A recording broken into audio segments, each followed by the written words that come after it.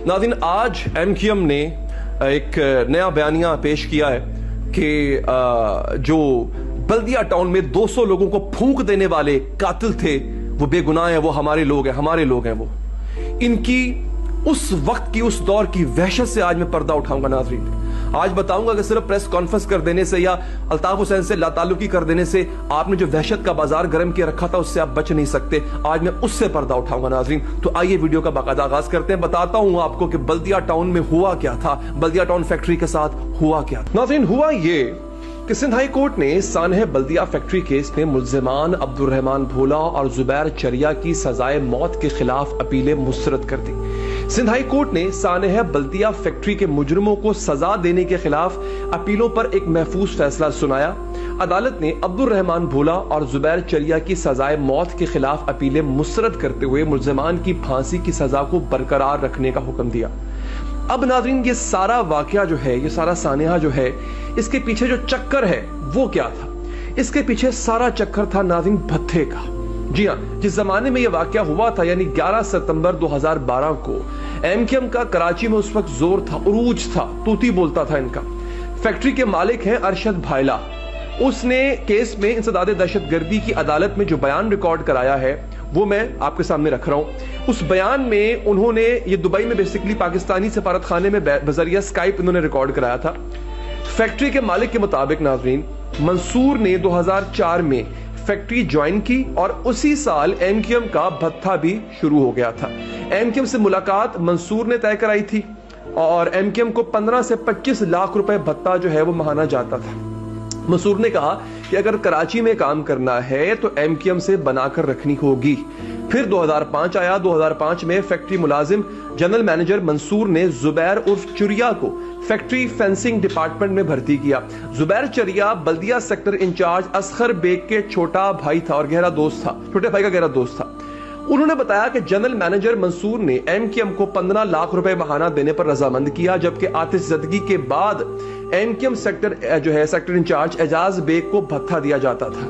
अपने बयान में उसने बताया कि 2012 में मंसूर के ऑफिस में शाहिद भायला से सेक्टर इंचार्ज मिला और कहा कि अब MQM को करोड़ों रुपए भत्ता देना पड़ेगा। बयान के मुताबिक 12 जुलाई 2012 को असगर बेग की जगह रहमान भोला को बल्दिया का सेक्टर इंचार्ज लगाया गया, जिसके बाद एक रोज जब फैक्ट्री से एक मालिक कहता है जब हम निकल रहे थे तो रहमान भोला ने रोका और धमकी दी कि भत्ते के लिए हमास सिद्दीकी से राब्ता करो। उन्होंने बताया कि रहमान भोला ने हमास सिद्दीकी की इमा पर 25 करोड़ रुपए भत्ता और फैक्ट्री में हिस्सा मांगा। अब यह सुनकर वो कहते मैं हैरान रह गया। फैक्ट्री के मालिक के मुताबिक हमने मंसूर को भत्ते के मामला देखने के लिए कहा और इन्हें कहा कि 1 करोड़ रुपए देकर मामला निपटा दिया जाए। उन्होंने बताया कि हमें मुसलसल MQM की जानिब से तंग किया जाने लगा, जिस पर हमने कारोबार बांग्लादेश मुंतकिल करने के लिए वहां का दौरा किया, जब हम फैक्ट्री जाने वाले रास्ते और गाड़ियां भी तब्दील करते रहते थे।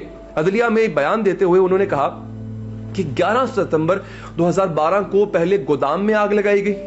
फायर ब्रिगेड वाकये के बाद 60 से 90 मिनट जो है वो पहुंचती है वहां पे, लेकिन इनके पास पानी नहीं था, आलात भी नहीं थे। फायर ब्रिगेड खाली उठ के आ गई थी। मैंने फायर ब्रिगेड वालों को अपने हाइड्रेंट से पानी की पेशकश की, जिसे उन्होंने मुस्तरद करते हुए कहा कि हमें अपना काम करने दो। मालिक ने बताया कि उस वक्त के चीफ CPLC अहमद चुनाई ने रिश्तेदार के जरिए पैगाम भेजा कि फैक्ट्री में मजीद रुकना मुनासिब नहीं है, तो हम रिश्तेदारों के हाथ चले गए। हमारे जाने के बाद MQM कारकुनों ने फैक्ट्री का कंट्रोल संभाल लिया और किसी को अंदर नहीं जाने दिया। सोचे 200 बंदा अंदर भुन रहा था और ये किसी को जाने नहीं दे रहे थे।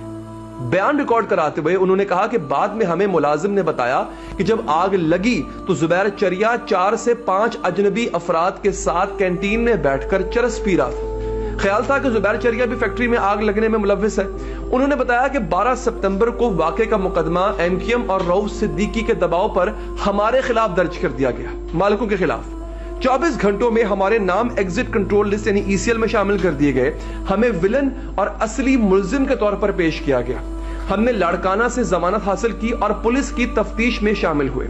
अरशद भायला ने कहा कि हम 3 साल तक मुतासरीन को राशन देते रहे और माली इमदाद भी करते रहे और उसके लिए कमीशन बना, तो हमने फॉरेंसिक डिमांड की कि जिसे मुस्तरद कर दिया गया। नाज़रीन, उस वक्त के सूबाई वजीर सनत और तिजारत जो है रऊफ सिद्दीकी साहब, وہ کہتے ہیں کہ انہوں نے ہمارے خلاف مقدمات درج کروائے.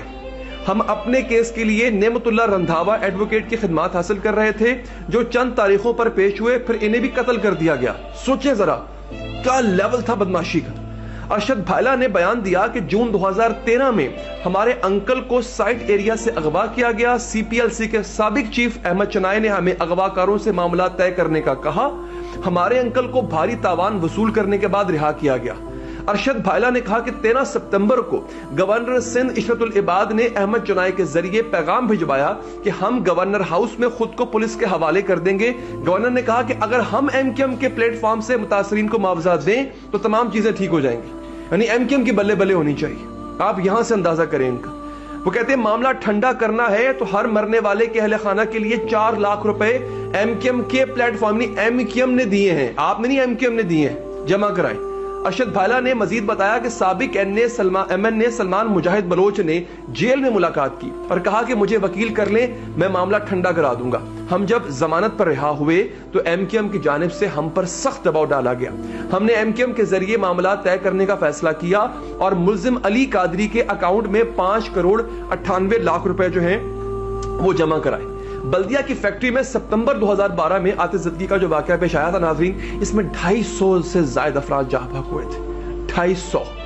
اور یہ جو اس میں جو ڈرامائی موڑ آتا ہے وہ آتا ہے فروری 2015 میں, جب سندھ ہائی کورٹ میں جمع کرائی گئی جوائنٹ انویسٹیگیشن رپورٹ میں رینجرز کی جانب سے انکشاف کیا گیا تھا کہ فیکٹری میں آگ لگانے میں ایم کیو ایم ملوث ہے. اور 2016 دسمبر میں بلدیہ فیکٹری کیس میں ملوث ایک اور ملزم ہے رحمان عرف بھولا, اس کو انٹرپول کی مدد سے بینکاک سے گرفتار کیا گیا اور پھر کراچی منتقل کیا گیا ناظرین. اور رحمان بھولا نے اپنے بیان میں اعتراف کیا تھا کہ اس نے حماد صدیقی کے کہنے پر ہی بلدیہ فیکٹری میں آگ لگائی ہے. اب M Q M Sindh high court کے فیصلے کے خلاف پریس کانفرنس کر رہی ہے. یعنی آپ سوچیں نا یار, ان سفاک قاتلوں کا ساتھ دے رہی ہے. حیرت انگیز طور پہ ناظرین ایم کیو ایم ابھی تک اس بات پر ڈٹی ہوئی ہے کہ رحمان بھولا, زبیر چریا اور دیگر ملزمان جو ہیں وہ ایم کیو ایم کے کارکنان ہیں. ورنہ اس سے پہلے جب ایم کیو ایم کے جو جب ایم ڈی کے ایس سی جو ہے ان کے قتل سولت مرزا نے کیا تھا, کو یاد ہوگا, سولت مرزا کو پھانسی دی گئی تھی, تو پوری ایم کیو ایم نے سولت مرزا کو اپنا کارکن تسلیم کرنے سے انکار کر دیا تھا. اب کیا ہے, اب الیکشن قریب ہے, پورا بلدیہ ٹاؤن جانتا ہے کہ رحمان بھولا, زبیر چریا سمیت تمام ملزمان ایم کیو ایم کے کارکنان ہیں. اگر ایم کیو ایم ان سے بھی لا تعلقی ظاہر کرتی ہے ناظرین تو ان کو الیکشن میں کوئی ووٹ نہیں دے گا. یہ ان لوگوں کی حالت ہے ناظرین. تو اب یہ اگر پارسا بن کے سامنے آ رہے ہیں, ہر حکومت میں ہر کسی کے ساتھ, ہر کسی سے یہ لوگ کہ حکومت میں ہر کسی کا حصہ ہوتے ہیں. عمران خان کے ساتھ تھے, پھر عمران خان کے مخالف ہو گئے, اب ان کے ساتھ ہے, دیکھنا چند دن میں ان کے مخالف ہو جائیں گے. ان کا اپنا کوئی دین ایمان نہیں ہے. اور سب سے بڑھ کے جو وحشت کا بازار انہوں نے گرم کر رکھا, اپنے عروج پہ تھے, آج ان سے جان چھڑا سکتے ہیں یہ لوگ؟